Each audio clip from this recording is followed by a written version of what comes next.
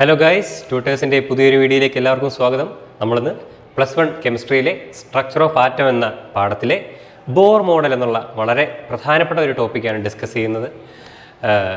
നമ്മുടെ വീഡിയോയിലേക്ക് കടക്കുന്നതിന് മുമ്പായി നിങ്ങൾക്ക് ട്യൂട്ടേഴ്സിൻ്റെ ഓഫ്ലൈൻ ക്ലാസ്സുകളിൽ ജോയിൻ ചെയ്യണമെങ്കിൽ അല്ലെങ്കിൽ ഞങ്ങളുടെ മെഡിക്കൽ എൻട്രൻസ് കോച്ചിങ് ക്ലാസ്സുകളിൽ ജോയിൻ ചെയ്യണമെങ്കിൽ താഴെ കാണുന്ന നമ്പറിലേക്ക് കോൺടാക്റ്റ് ചെയ്യുക.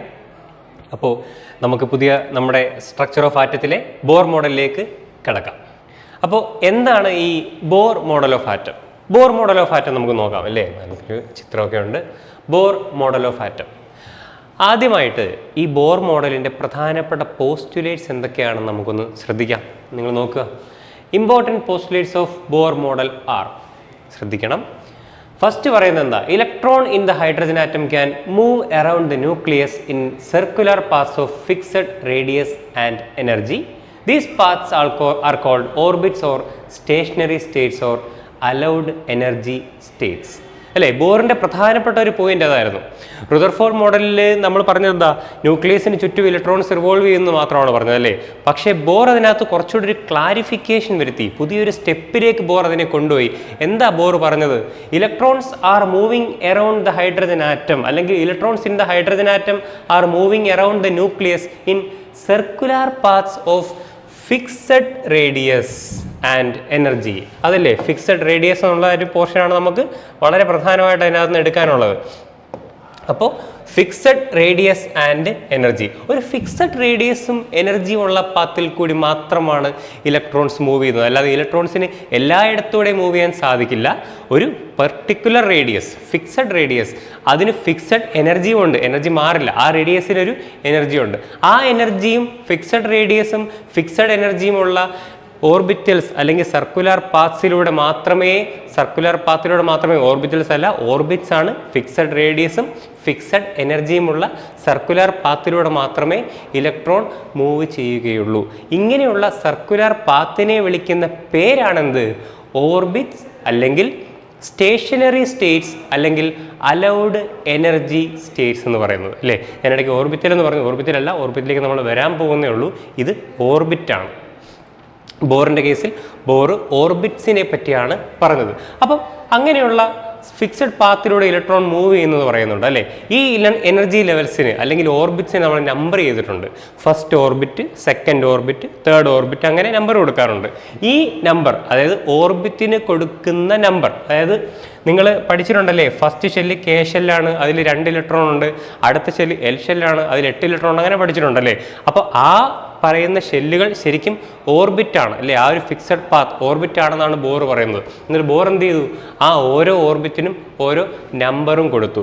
അപ്പോൾ ഈ എനർജി ലെവൽസിനെല്ലാം ബോർ നമ്പർ കൊടുത്ത് നമ്മൾ പറഞ്ഞല്ലേ, ആ നമ്പറാണ് എന്ത്? ക്വാണ്ടം നമ്പർ എന്ന് പറയും. Principal quantum number. ക്വാണ്ടം നമ്പേഴ്സിനെ പറ്റി വിശദമായിട്ട് നമ്മൾ പഠിക്കും അല്ലേ? പലതരം ക്വാണ്ടം നമ്പേഴ്സ് ഉണ്ട്, നമ്മൾ പഠിക്കും.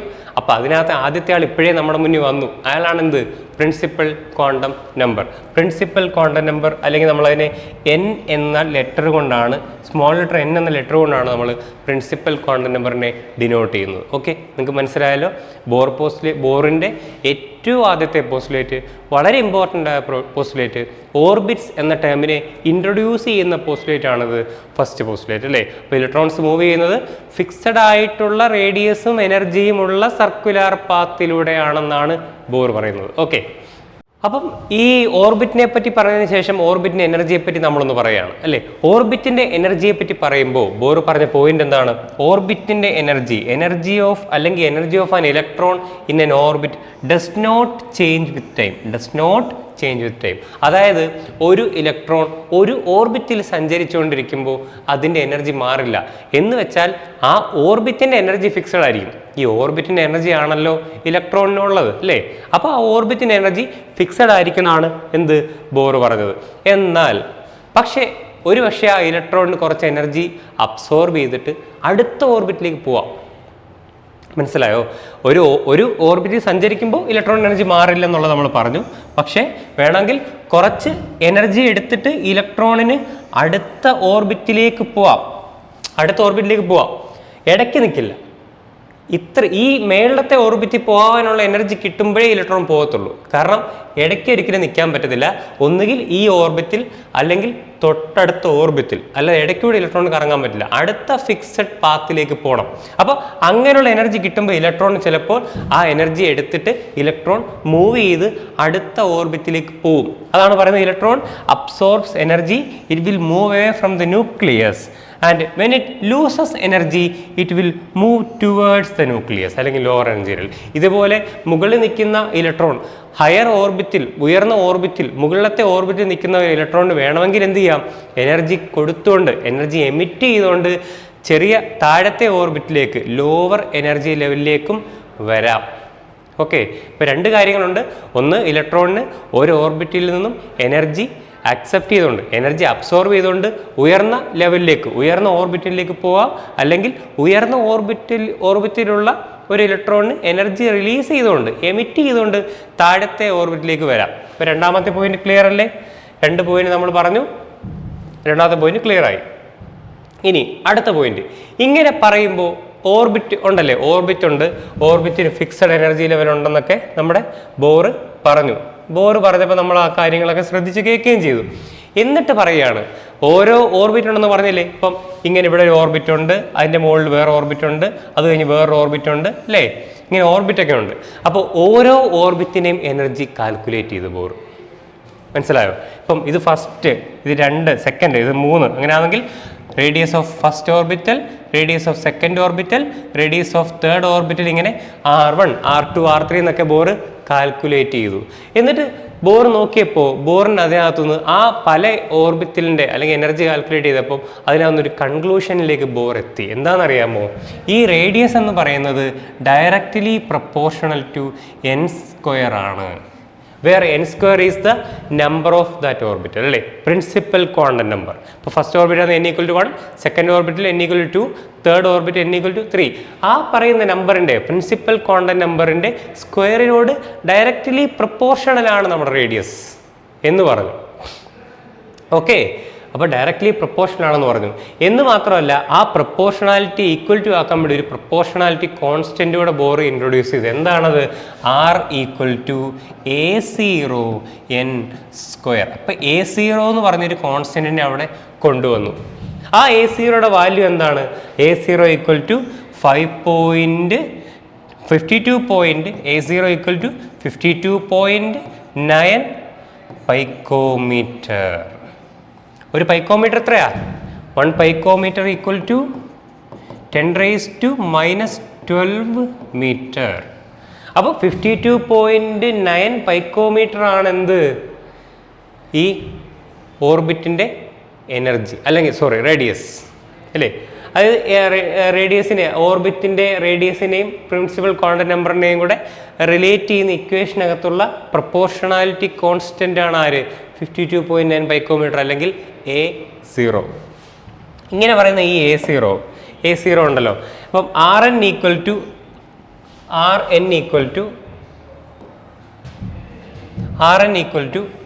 A0n² എന്ന് കണ്ടുപിടിച്ചു. അപ്പോൾ R1 എത്ര ആയിരിക്കും?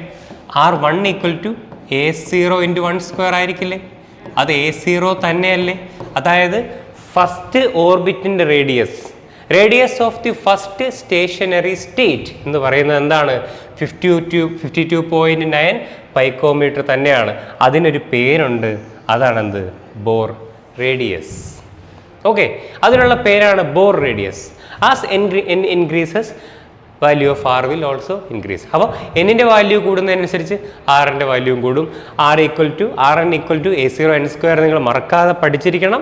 അതിനകത്ത് when n = 1 ഫസ്റ്റ് ഓർബിറ്റ് അല്ലെങ്കിൽ ഫസ്റ്റ് സ്റ്റേഷനറി സ്റ്റേറ്റ് ആകുമ്പോൾ അല്ലെങ്കിൽ ഗ്രൗണ്ട് സ്റ്റേറ്റ് ആകുമ്പോൾ റേഡിയസ് = 52.9 പൈക്കോമീറ്റർ എന്നുള്ള കാര്യവും നിങ്ങൾ കൃത്യമായിട്ട് ഓർത്തിരിക്കണം. ഓക്കെ, അപ്പോൾ അടുത്ത പോസ്റ്റുലേറ്റ് നോക്കാം. റേഡിയസ് കഴിഞ്ഞല്ലേ, ഇനി എനർജിയാണ്. എനർജി പറഞ്ഞായിരുന്നു, fixed radius and fixed energy അല്ലേ. അപ്പോൾ എനർജിയെ പറ്റി നോക്കാം. എന്താണ് എനർജിയെ പറ്റി ബോറിന് പറയാനുള്ളത്? നമുക്ക് നോക്കിക്കളയാം. എന്താണ് ബോറിന് പറയാനുള്ളത്? ബോറിന് പറയാനുള്ള കാര്യം എന്ന് വെച്ചാൽ മറ്റൊന്നുമല്ല, energy of an electron is given by the expression En = -RH × 1/μ². n². ഈ റേഡിയസ് കാൽക്കുലേറ്റ് ചെയ്തതുപോലെ തന്നെ എനർജിയും കാൽക്കുലേറ്റ് ചെയ്യുന്നുണ്ട്. എനർജി കാൽക്കുലേറ്റ് ചെയ്തപ്പോൾ കിട്ടിയ എന്താണ്? എനർജി കാൽക്കുലേറ്റ് ചെയ്തപ്പോൾ കിട്ടിയത് ഈ ഡയറക്റ്റ്ലി പ്രൊപ്പോർഷണൽ ടു 1/n² എന്നൊരു സംഗതിയാണ് ബോറിന് കിട്ടിയത്. ഈ ഡയറക്ട്ലി പ്രൊപ്പോർഷണൽ ടു 1/n², അല്ലെങ്കിൽ n²ന് ഇൻവേഴ്സ്ലി പ്രൊപ്പോർഷണൽ ആയിട്ടാണ് എനർജി മാറുന്നതെന്നാണ് ബോറിന് കിട്ടിയത്. ഓക്കെ, അപ്പോൾ ഇതിനകത്ത് ഒത്തിരി കാര്യങ്ങളുണ്ട്, നമ്മൾ പറയും, വ്യക്തമായിട്ട് നമ്മൾ പറയും. ഒരു മൈനസ് ചാർജ് വരുന്നുണ്ട് ഇല്ലേ, അതിനെപ്പറ്റിയൊക്കെ നമ്മൾ പറയാം. എന്തായാലും നിങ്ങൾ ആദ്യം മനസ്സിലാക്കുക, En = -RH × 1/n². ആ പ്രൊപ്പോർഷണാലിറ്റി മാറ്റാൻ വേണ്ടി ഒരു കോൺസ്റ്റന്റ് കൊടുത്തു. ആ കോൺസ്റ്റന്റ് ആണ് ആര്? RH എന്നുള്ള കോൺസ്റ്റന്റ്. RH-നെ റിഡ്ബർഗ് കോൺസ്റ്റന്റ് എന്നാണ് വിളിക്കുന്നത്. റിഡ്ബർഗ് കോൺസ്റ്റന്റ് എന്നാണ് RH-നെ വിളിക്കുന്നത്. അതിനൊരു വാല്യൂ ഉണ്ട്, എന്താണ്? 2.18 × 10⁻18 ജൂൾ. അപ്പോൾ En = -RH × 1/n² എന്നുള്ളതാണ് ഒരു ഓർബിറ്റിൻ്റെ എനർജിയുടെ ഇക്വേഷൻ. വേർ ഫസ്റ്റ് ഓർബിറ്റ് ആകുമ്പോൾ, ഫസ്റ്റ് ഗ്രൗണ്ട് സ്റ്റേറ്റ് അല്ലെങ്കിൽ ഫസ്റ്റ് സ്റ്റേഷനറി സ്റ്റേറ്റ് അല്ലെങ്കിൽ ഗ്രൗണ്ട് സ്റ്റേറ്റ് ആകുമ്പോൾ E1 = -RH × 1/1² അല്ലേ. അപ്പോൾ എന്തായി? ഗ്രൗണ്ട് സ്റ്റേറ്റ് ആകുമ്പോൾ എന്തായി? E1 = -RH എന്ന് തന്നെ ആയില്ലേ. RH-ൻ്റെ വാല്യൂ എത്രയാണ്? 2.18 × 10⁻18 ജൂൾ അല്ലേ? ജൂളാണ്. 10⁻18 ജൂളാണ് അല്ലേ. ഇവിടെ ഒരു മൈനസ് ചാർജും ഉണ്ട് അല്ലേ. അപ്പോൾ അങ്ങനെ നമുക്ക് കിട്ടും. എന്താണ് പറയുക? En = -RH × 1/n². ഇപ്പോൾ E1 = -2.18 × 10⁻18 ജൂൾ. ഇക്വേഷൻ En-ൻ്റെ ഇക്വേഷൻ എന്താണ്? En = -RH × 1/n² ആണ് അല്ലേ. എനർജിയുടെ ഇക്വേഷൻ അങ്ങനെയാണ് പറയുക. അതിനകത്ത് RH എന്ന് വെച്ചാൽ റിഡ്ബർഗ് കോൺസ്റ്റന്റ് ആണ്. ഈ റിഡ്ബർഗ് കോൺസ്റ്റന്റിന്റെ വാല്യൂ എന്ന് പറഞ്ഞാൽ 2.18 × 10⁻18 ജൂൾ ആണ് എന്നുള്ള കാര്യങ്ങളൊക്കെ നമുക്ക് മനസ്സിലാക്കി. അതിനുശേഷം നമ്മളെന്ത് പറഞ്ഞു? Ground state energy E1 = -2.18 × 10⁻18 joule ആണെന്ന് നമുക്ക് മനസ്സിലായി അല്ലേ. ഇനി ഏറ്റവും ലോവസ്റ്റ് സ്റ്റേറ്റിൻ്റെ ഗ്രൗണ്ട് സ്റ്റേറ്റിൻ്റെ എനർജി എന്ന് പറയുമ്പോൾ എന്താ? En-ന് പകരം E1 കൊടുത്താൽ മതിയല്ലോ. E1 = -RH × 1/1² എന്ന് തന്നെയല്ലേ. 1/1 1 അല്ലേ. അപ്പോൾ എന്തായി?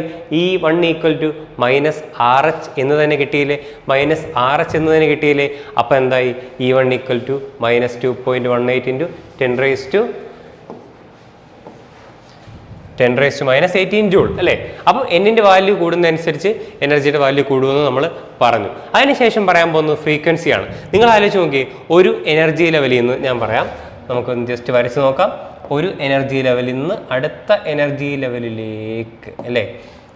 ഇപ്പം നിങ്ങൾക്കറിയാം ഓർബിറ്റ് ഇങ്ങനെ ആയിരിക്കാം അല്ലേ, വേറെ ഓർബിറ്റൊക്കെ ഉണ്ട്.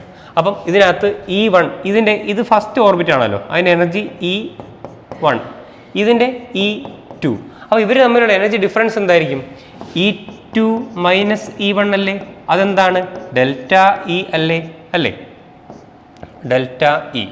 അപ്പോൾ നമുക്ക് E1 ഓർബിറ്റിൽ നിൽക്കുന്ന ഒരു ഇലക്ട്രോൺ ഈ വ്യത്യാസം ഡിഫറൻസ് ഉള്ള ΔE എനർജി കിട്ടുമ്പോഴല്ലേ E2ലേക്ക് പോകുന്നത്, അടുത്ത ഓർബിറ്റിലേക്ക് പോകുന്നത്.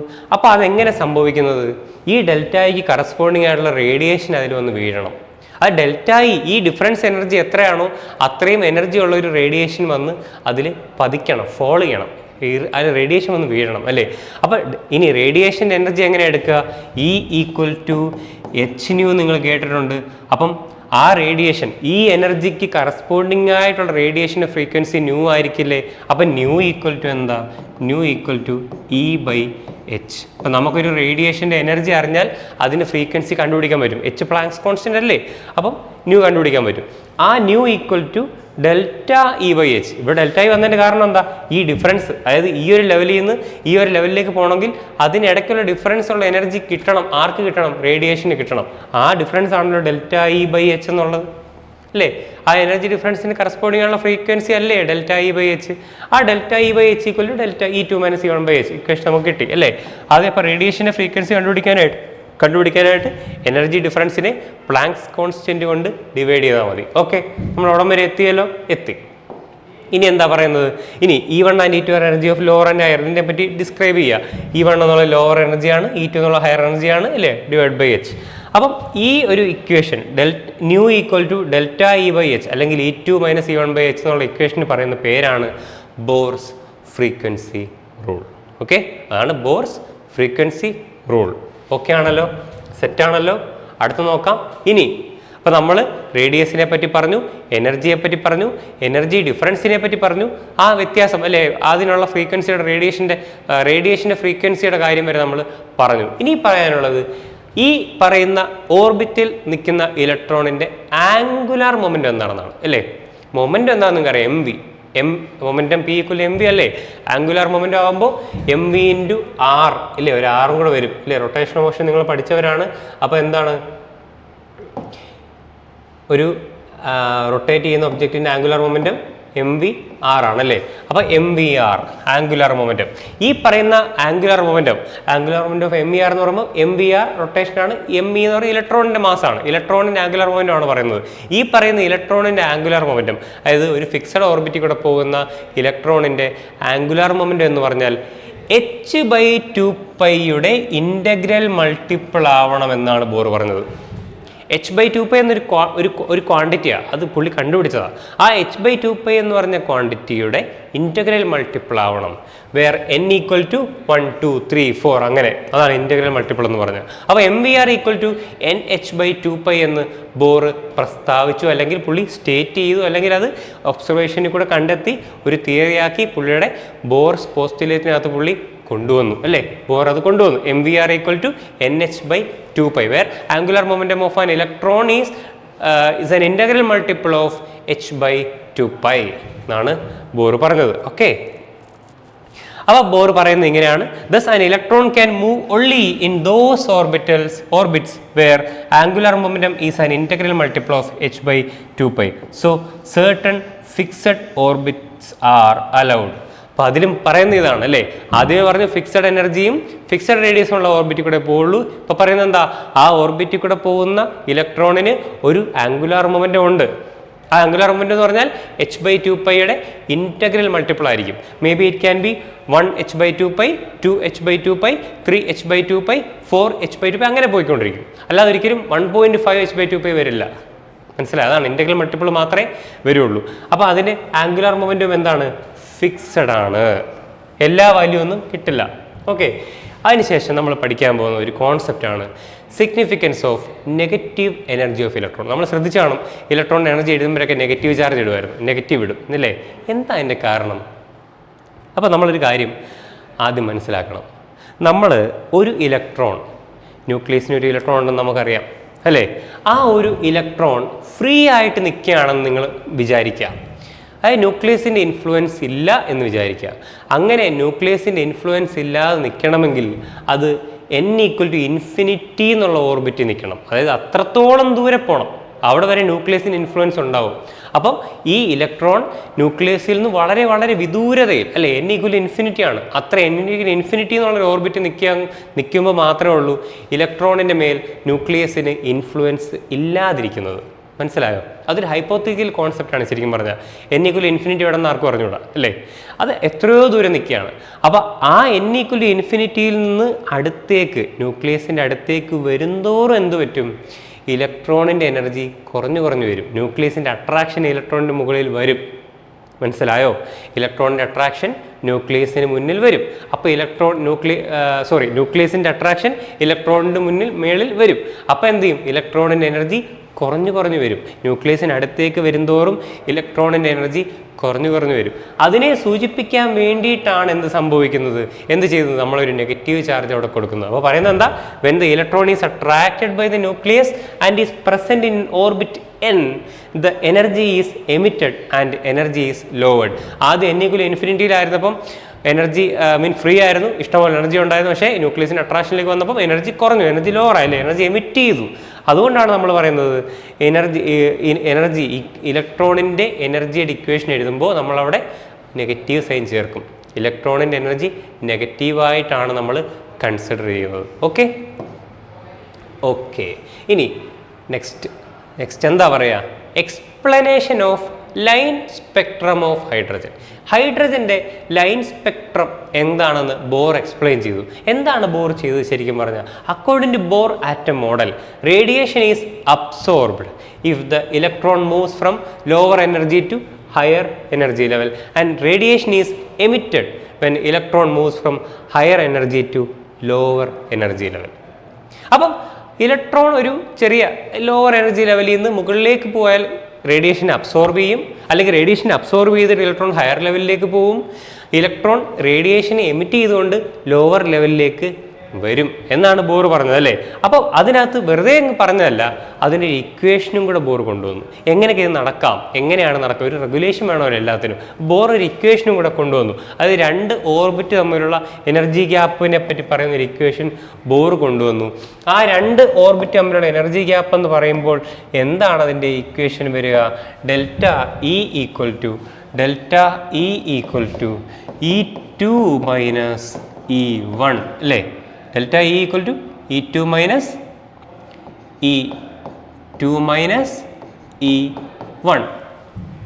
E1. ഇനി നമുക്കറിയാം E1 എനർജി ഓഫ് ആൻ ഓർബിറ്റും ബോർ കണ്ടുപിടിച്ചിട്ടുണ്ടല്ലേ. E1 ഈക്വൽ ടു എന്തായിരിക്കും? -RH into 1/n². Energy E equal to -RH into 1/n². അപ്പോൾ E1 equal to -RH into 1/1². അപ്പോൾ നമ്മൾ തൽക്കാലം എനർജി E1 എന്നുള്ളത് ഒരു എന്താ പറയുക, ഒരു ഓർബിറ്റൽ എന്നുള്ള രീതിയിൽ പറയുന്നേ ഉള്ളൂ. അതായത് അല്ലെങ്കിൽ N1 എന്ന് കൊടുക്കാം, N1 എന്ന് കൊടുക്കാം അല്ലേ. E1 എന്ന് പറയുമ്പോൾ N1². ലോവർ ഓർബിറ്റ് എനർജി എന്ന് വെച്ചാൽ ലോവർ ഓർബിറ്റിൻ്റെ ക്വാണ്ടം നമ്പർ N1 ആണ്. അതുകൊണ്ട് തന്നെ E1 equal to -RH into 1/n1² എന്ന് കൊടുക്കാം. അങ്ങനെ കൊടുത്തു കഴിഞ്ഞാൽ E2 എന്തായിരിക്കും? E2 equal to -RH into 1/n2². Okay, അപ്പോൾ നമ്മളിവിടെ പറയുന്നതെന്ന് വെച്ച് കഴിഞ്ഞാൽ ഒരു ഇലക്ട്രോൺ E2 എന്ന് പറയുന്ന ഹയർ ഓർബിറ്റിൽ നിന്നും E1 എന്ന് പറയുന്ന ലോവർ ഓർബിറ്റിലേക്ക് വരികയാണ്. അല്ലെങ്കിൽ എന്ത് ചെയ്യാണ്? E1 എന്നുള്ള ഓർബിറ്റിൽ നിന്നും E2 എന്നുള്ള ഓർബിറ്റിലേക്ക് പോവുകയാണ്. രണ്ടായാലും റേഡിയേഷൻ അബ്സോർബ് ചെയ്യുകയോ എമിറ്റ് ചെയ്യുകയോ ചെയ്യണമല്ലോ. അപ്പോൾ റേഡിയേഷൻ അവിടെ വരുന്നുണ്ട്. നമുക്ക് നോക്കാം. അപ്പം E2 മൈനസ് E1 ഡെൽറ്റ ഇന് എനർജി ഗ്യാപ്പ് എങ്ങനെയായിരിക്കും? ഡെൽറ്റ ഇ ഈക്വൽ ടു, ഇപ്പോൾ ഈ കേസ് നമ്മുടെ E2 ഫൈനലാണ് അല്ലേ. E2 ഫൈനലാണ്, E1 എന്നുള്ളത് ഇനിഷ്യലാണ്. അപ്പം delta E equal to E2 minus E1 ആയിരിക്കുമല്ലോ. അതിനകത്ത് നിങ്ങൾക്ക് യാതൊരു സംശയമില്ലല്ലോ. E2 മൈനസ് E1 ആണല്ലോ. അപ്പോൾ എന്തായി? E2 മൈനസ് E1 ആകുമ്പോൾ എങ്ങനെയാ? E2 ഇക്വേഷൻ എഴുതണം അല്ലേ. E2 ഇക്വേഷൻ എന്തായിരുന്നു? -RH/n2². E1 ഇക്വേഷൻ എന്തായിരുന്നു? -RH/n1². ഇതല്ലേ E2 മൈനസ് E1 അല്ലേ. ഇതെങ്ങനെയാവും? Equal to RH/n1² minus RH/n2² എന്നാവോ? ശരിയാണോ? ശരിയായി. അപ്പോൾ delta E equal to RH/n1² minus RH/n2². നമുക്ക് വേണമെങ്കിൽ ഇതിനൊന്ന് RH കോമൺ ആക്കാം അല്ലേ. അങ്ങനെ ആ ഇക്വേഷൻ എങ്ങനെ വരും? അപ്പോൾ ഇങ്ങനെ വരും. Delta E equal to RH into 1/n1² minus 1/n2² എന്ന് വരുമോ? അത് തന്നെയാണോ ഇവിടെ കാണിച്ചേക്കുന്നത്? ശ്രദ്ധിച്ചോ? ഓക്കെ അല്ലേ? കിട്ടിയില്ലേ? അപ്പോൾ നമുക്ക് എന്ത് കിട്ടി? Energy difference between two orbits കിട്ടി അല്ലേ.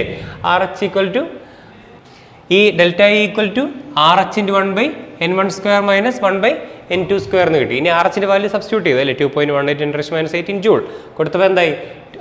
RH into 1/n1² minus 1/n2² എന്ന് കിട്ടി. ഇത് ഡെൽറ്റ ഇ ആണല്ലേ. ഡെൽറ്റ ഇക്കുള്ള ഇക്വേഷനാണ് ഇവിടെ കിട്ടിയേക്കുന്നത്.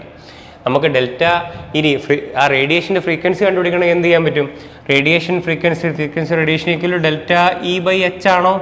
അറിയാമല്ലോ, ഡെൽറ്റ ഇ ബൈ എച്ച് ആണല്ലോ, സംശയമൊന്നും ഇല്ലല്ലോ. അപ്പം ന്യൂ ഈക്വൽ ടു എന്തുവാ? Nu equal delta E by h. അപ്പോൾ ഡെൽറ്റ ഇ ബൈ എച്ച് എന്ന് പറയുമ്പോൾ ഡെൽറ്റ ഇക്ക് അറിയാം RH into 1/n1² minus 1/n2² അല്ലേ. അപ്പോൾ RH/h into 1/n1² minus 1/n2² അല്ലേ. പിന്നെ അതിൻ്റെ വാല്യൂ സബ്സ്റ്റിറ്റ്യൂട്ട് ചെയ്യുകയാണ്. റെഡ്ബർഗ് constant value 2.18 × 10⁻⁸ joule. Planks constant value 6.626 × 10⁻34 joule second. അത് എല്ലാം സബ്സ്റ്റിറ്റ്യൂട്ട് ചെയ്യുമ്പോൾ നമുക്ക് കിട്ടുന്നതാണ് 3.29 × 10⁻15 × 1/n1² - 1/n2² ഹെഡ്സ് എന്നുള്ള വാല്യൂ. എന്തിനാണ് കിട്ടിയത് ഇവിടെ? എന്ത് വാല്യൂ കിട്ടിയത്? ന്യൂ ഫ്രീക്വൻസിക്കുള്ള വാല്യൂ ആണ് നമുക്കിവിടെ കിട്ടിയത് അല്ലേ? ഫ്രീക്വൻസിക്കുള്ള വാല്യൂ കിട്ടിയത്. ഈ ഫ്രീക്വൻസിക്കുള്ള വാല്യൂ നിങ്ങൾക്ക് കിട്ടി. ഈ ഫ്രീക്വൻസിയും നമുക്ക് എന്ത് ചെയ്യാൻ പറ്റുമെന്ന് അറിയാമോ? വേവ് നമ്പർ എന്നുള്ളൊരു ക്വാണ്ടിറ്റി ഉണ്ട്. നിങ്ങൾക്ക് അറിയാം wave number nu equal to 1/λ ആണ്. ന്യൂ ബാർ ഈക്വൽ ടു 1/λ ആണ് അല്ലേ? ന്യൂ ബാർ ഈക്വൽ ടു 1/λ അല്ലെങ്കിൽ ഈക്വൽ ടു ν/c. അതെങ്ങനെയാണ് കിട്ടിയത്? 1/λ ഈക്വൽ ν/c എങ്ങനെ കിട്ടി? നിങ്ങൾക്കറിയാം velocity c equal to frequency into wavelength ആണെന്നറിയാം അല്ലേ? അപ്പോൾ 1/λ ഈക്വൽ ടു എന്ത് വരും? ഫ്രീക്വൻസി ബൈ വെലോസിറ്റി വരത്തില്ലേ? അങ്ങനെ കിട്ടിയത്. അങ്ങനെ കിട്ടിയപ്പോൾ എന്ത് ചെയ്യും? നമുക്ക് എന്ത് ചെയ്യാൻ പറ്റും? ന്യൂ ബാർ ഈക്വൽ ടു എന്താണ്? ν/c എന്നല്ലേ? ന്യൂവിൻ ഇക്വേഷൻ നമുക്ക് ഇവിടെ കിട്ടിയിട്ടുണ്ടല്ലേ? RH/h × 1/n1² - 1/n2² ഹെഡ്സ് എന്ന് കിട്ടി. അതിനെ ഒരു c കൊണ്ടും ഡിവൈഡ് ചെയ്താൽ പോരെ? അതല്ലേ ഇവിടെ കാണിച്ചേക്കുന്നത്? RH/hc അല്ലേ? 1/n1² - 1/n2². പിന്നെ എന്ത് ചെയ്യും? നമുക്ക് വാല്യൂ കൊടുത്തു. c എന്ന് പറഞ്ഞാൽ നമ്മൾ ഇലക്ട്രോമാഗ്നറ്റിക് റേഡിയേഷൻ ആണ് ഉപയോഗിക്കുന്നത്. അതിൻ്റെ വെലോസിറ്റി എന്താണ്? 3 × 10⁸ m/s ആണ്. അപ്പോൾ നമ്മൾ ആ വാല്യൂ സബ്സ്റ്റിറ്റ്യൂട്ട് ചെയ്തപ്പോൾ നമുക്ക് ലാസ്റ്റ് എന്ത് കിട്ടി? 109,677 അല്ലേ? ന്യൂ ബാർ ഈക്വൽ ടു 109,677 ഒറ്റ വാല്യൂ ആണല്ലേ? ഇൻറ്റു 1/n1² - 1/n2² എന്ന് കിട്ടി. ഓക്കെ, ഇതാണെന്ത്? നമുക്കൊരു എനർജി E1 എനർജിയിൽ നിന്ന് E2 എനർജിയിലേക്ക് പോകണമെങ്കിൽ അതിനുവേണ്ടി അബ്സോർബ് ചെയ്യപ്പെടുന്ന റേഡിയേഷൻ്റെ വേവ് നമ്പർ അല്ലെങ്കിൽ എനർജിയിലേക്കുള്ള വഴി. മനസ്സിലായോ? Wave number of the radiation അതാണ് ഇക്വേഷൻ. അപ്പം ഇനി ശ്രദ്ധിക്കണം, നമുക്ക് 1/n1² - 1/n2² എന്നാണ് കൊടുത്തിരിക്കുന്നത്. ഇതിനകത്ത് n1 എന്ന് പറഞ്ഞാൽ ഇനിഷ്യൽ എനർജി ലെവലും n2 എന്ന് പറഞ്ഞാൽ ഫൈനൽ എനർജി ലെവലുമാണ്. ഒരു പക്ഷേ ഇവിടെ അബ്സോർപ്ഷൻ ആണ് നടക്കുന്നതെങ്കിൽ, എനർജി അബ്സോർബ് ചെയ്യുന്ന പ്രക്രിയയാണ് നടന്നതെങ്കിൽ എന്താ സംഭവിക്കുക? n1 നിന്ന് n2ലേക്ക് പോവല്ലേ? അപ്പോൾ n2 എന്നുള്ളത് ഹയർ എനർജി ലെവലായിരിക്കും അല്ലേ? Final energy level higher energy ലെവലായിരിക്കും. അപ്പോൾ അവിടെ എന്താണ്? n2 > n1 ആയിരിക്കും അല്ലേ? അപ്പോൾ ഈ ബ്രാക്കറ്റിലുള്ള വാല്യൂ പോസിറ്റീവായിട്ട് മാറും. മനസ്സിലായോ? അവിടെ എന്താണ്? എനർജി അബ്സോർബ് ചെയ്യുന്നതാണ്. അല്ലെങ്കിൽ ഓൺ ദി അതർ ഹാൻഡ് എന്താണ് സംഭവിക്കുക? നമ്മളൊരു ഹയർ ലെവലിൽ നിന്ന് ലോ ലെവലിലേക്കാണ് പോകണമെങ്കിൽ n1ൻ്റെ വാല്യൂ ഹയർ വാല്യൂവും n2ൻ്റെ വാല്യൂ ലോ വാല്യൂവുമായിരിക്കും. അപ്പം നമുക്ക് എന്ത് ചെയ്യും? ഈ ബ്രാക്കറ്റിലുള്ള ടേം എന്തായിട്ട് മാറും? നെഗറ്റീവായിട്ട് മാറും. അപ്പം നമുക്ക് കിട്ടുമ്പോൾ എന്താണ്? എനർജി ΔE നെഗറ്റീവ് ആവും. അതായത് എനർജി എമിറ്റ് ചെയ്തിരിക്കുകയാണ് അല്ലെങ്കിൽ എനർജി റിലീസ് ചെയ്തിരിക്കുകയാണെന്ന് നമുക്ക് പറയാൻ സാധിക്കും. മനസ്സിലായോ? ബോറിൻ്റെ കോൺസെപ്റ്റ് എങ്ങനെയാണെന്ന് മനസ്സിലായോ? ബോർ ΔEക്ക് ഒരു വാല്യൂ കണ്ടെത്തി, അതിൽ നിന്ന് നമുക്ക് ഒരു എനർജി ലെവലിൽ നിന്ന് അടുത്ത ലെവലിലേക്ക് പോകുമ്പം അബ്സോർബ് ചെയ്യുന്നതോ അല്ലെങ്കിൽ ഹയർ എനർജിയിൽ നിന്ന് ലോവർ എനർജിയിലേക്ക് വരുമ്പോൾ എമിറ്റ് ചെയ്യുന്നതായ റേഡിയേഷൻ്റെ ഫ്രീക്വൻസിക്കുള്ള ഇക്വേഷൻ നമുക്ക് റേഡിയേഷൻ്റെ ഫ്രീക്വൻസിക്കല്ല, റേഡിയേഷൻ്റെ വേവ് നമ്പറിനുള്ള ഇക്വേഷൻ നമുക്ക് കിട്ടി. ഓക്കെ, കാര്യങ്ങൾ മനസ്സിലായെന്ന് വിശ്വസിക്കുന്നു. നെക്സ്റ്റ് കാര്യങ്ങൾ നോക്കാം. ഓക്കെ, ബോർ ഒത്തിരി കാര്യങ്ങൾ പറഞ്ഞല്ലേ? ബോർ പുതിയ കാര്യങ്ങളാണ്. അതായത് എനർജി, ഫിക്സഡ് എനർജിയും ഫിക്സഡ് റേഡിയസും ഉള്ള സർക്കുലർ പാത്താണ് ഓർബിറ്റിൽ എന്ന് പറഞ്ഞു. അതിൻ്റെ ഒരുപാട് കാര്യങ്ങൾ പറഞ്ഞല്ലേ? എനർജിയെ പറ്റി പറഞ്ഞു, റേഡിയസിനെ പറ്റി പറഞ്ഞു, ആംഗുലാർ മൊമെൻറ്റത്തെ പറ്റി പറഞ്ഞു. ഇനി ഒരു എനർജിയിൽ നിന്ന് ഹയർ എനർജിയിലേക്ക് പോകണമെങ്കിൽ ഉള്ള റേഡിയേഷൻ അബ്സോർബ് ചെയ്യുന്നതിനെ പറ്റി, അതിൻ്റെ സ്വഭാവങ്ങളെ പറ്റിയൊക്കെ ബോർ പറഞ്ഞു. എങ്കിൽ പോലും ചില ലിമിറ്റേഷൻസ് ബോർ മോഡലിനും ഉണ്ട്, ഇപ്പോഴും ഉണ്ട്. അതുകൊണ്ടാണ് പുതിയ മോഡൽ വന്നത് വീണ്ടും. ഓക്കെ, ആ ബോർ മോഡലിന് എന്തായിരുന്നു ലിമിറ്റേഷൻ? ഒന്നാമത്തെ ലിമിറ്റേഷൻ എന്ന് പറഞ്ഞാൽ ഈ ബോർ മോഡൽ ഹൈഡ്രജൻ ആറ്റത്തിൻ്റെ ലൈൻ സ്പെക്ട്രം പറഞ്ഞെങ്കിലും ഹൈഡ്രജൻ ആറ്റത്തിൻ്റെ ഫൈൻ സ്പെക്ട്രം എക്സ്പ്ലെയിൻ ചെയ്യാൻ ബോർ മോഡലിന് സാധിച്ചില്ല. എന്ന് മാത്രമല്ല, ഹൈഡ്രജൻ ആറ്റത്തെപ്പറ്റി മാത്രമേ ബോറിന് എന്തെങ്കിലും എക്സ്പ്ലെയിൻ ചെയ്യാൻ കഴിഞ്ഞുള്ളൂ. ഹൈഡ്രജന് മുകളിലേക്ക് ആറ്റങ്ങളുണ്ടല്ലേ? ഹീലിയം, ലിഥിയം അങ്ങനെയുള്ള ആറ്റങ്ങളുണ്ട്. ഇപ്പോൾ അല്ലെങ്കിൽ മൾട്ടി ഇലക്ട്രോണിക് ആറ്റങ്ങളൊക്കെ ഉണ്ട്. അതിനെപ്പറ്റിയൊന്നും കാര്യമായിട്ട് എക്സ്പ്ലെയിൻ ചെയ്യാനായിട്ട് നമ്മുടെ ബോറിന് സാധിച്ചില്ല. Bohr cannot explain the spectrum of atoms other than hydrogen. Then it was unable to explain, the Bohr model was unable to explain the splitting of spectral lines in the presence of electric field and in magnetic field. ഈ spectral lines നിങ്ങൾ വിശദമായിട്ട് ഉയർന്ന ക്ലാസ്സിൽ പഠിക്കും എന്താണ് spectral line എന്നൊക്കെ. ഈ spectral lines electric ഫീൽഡിൻ്റെയും magnetic ഫീൽഡിൻ്റെയും സാന്നിധ്യത്തിൽ എങ്ങനെ സ്പ്ലിറ്റ് ചെയ്യുന്നു അല്ലെങ്കിൽ എന്തുകൊണ്ട് സ്പ്ലിറ്റ് ചെയ്യുന്നു എന്നൊക്കെ പറയാൻ വേണ്ടി അത് എക്സ്പ്ലെയിൻ ചെയ്യാൻ വേണ്ടി ബോർ മോഡലിന് സാധിച്ചില്ല. ആ മാഗ്നറ്റിക് ഫീൽഡിൽ ഇലക്ട്രിക് അല്ലെങ്കിൽ സ്പെക്ട്രൽ ലൈൻ സ്പ്ലിറ്റ് ചെയ്യുന്ന പ്രോസസ്സിനെ സീമാൻ എഫക്റ്റ് എന്നും ഇലക്ട്രിക് ഫീൽഡിൽ ഈ സ്പെക്ട്രൽ ലൈൻസ് സ്പ്ലിറ്റ് ചെയ്യുന്ന പ്രോസസ്സിനെ സ്റ്റാർക്ക് എഫക്റ്റ് എന്നും നമ്മൾ വിളിക്കാറുണ്ട്. ഈ രണ്ട് എഫക്റ്റുകളും എക്സ്പ്ലെയിൻ ചെയ്യാൻ നമുക്ക് ബോർ മോഡലിനെ കൊണ്ട് സാധിച്ചില്ല. പിന്നെ എന്താ സംഭവിക്കുന്നത്? ഈ ബോർ മോഡലിന് ആറ്റങ്ങൾ ചേർന്ന് അല്ലെങ്കിൽ മോളിക്യൂൾ ഉണ്ടാവുന്നതിന് കെമിക്കൽ ബോണ്ടിങ് വഴി ആറ്റങ്ങൾ മോളിക്യൂൾ ഉണ്ടാവുന്നതിനെ പറ്റി അല്ലെങ്കിൽ ആറ്റങ്ങൾ കമ്പൈൻ ചെയ്ത് മോളിക്യൂൾസ് ഫോം ചെയ്യുന്നതിനെ പറ്റി എക്സ്പ്ലെയിൻ ചെയ്യാൻ ബോറിന് സാധിച്ചില്ല. അത് ബോറിൻ്റെ മറ്റൊരു ലിമിറ്റേഷനാണ്. എന്ന് മാത്രമല്ല, ഈ ബോറ് ശരിക്കും പറഞ്ഞാൽ നമ്മുടെ ഈ മാറ്ററിൻ്റെ വേവ് നേച്ചറോ അല്ലെങ്കിൽ ഹെയ്സൻബർഗ് അൺസർട്ടനിറ്റി പ്രിൻസിപ്പിളോ കൺസിഡർ ചെയ്തില്ല. അതൊരു വലിയ ഡ്രോബാക്ക് ആയിരുന്നു.